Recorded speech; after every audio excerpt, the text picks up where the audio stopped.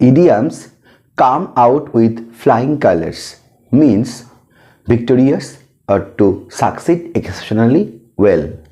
জয়ী হওয়া বা ব্যতিক্রমীভাবে জয়ী হওয়া। Example, the team came out with flying colors after the match. সেই ম্যাচের পরে টিমটি এক্সেপশনালি ব্যতিক্রমভাবে জিতে গিয়েছিল।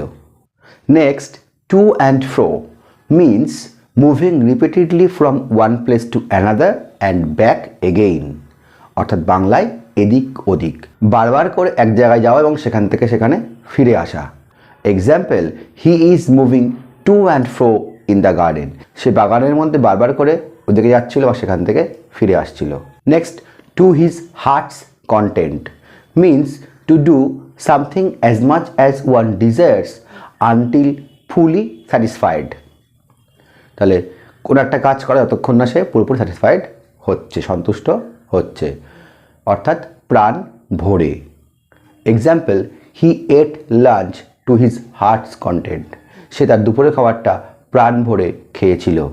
Next, to the backbone means completely, thoroughly or in every aspect, অর্থাৎ বাংলায় হাড়ে হাড়ে। Example, he is wicked to the backbone. সে হয় হাড়ে হাড়ে দুষ্টু। Next, tooth and nail. Tooth and nail means very strongly, বাংলায় তীব্রভাবে।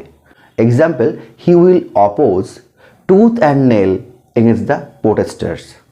সে প্রতিবাদ করবে প্রোটেস্টার্সদের এগেনস্টে ভেরি স্ট্রংলি, তীব্রভাবে, tooth and nail. Next, cock and bull story means a foolish concocted or improbable story, অর্থাৎ বাংলায় মিথ্যে বা একটা গাঁজাখুরি গল্প।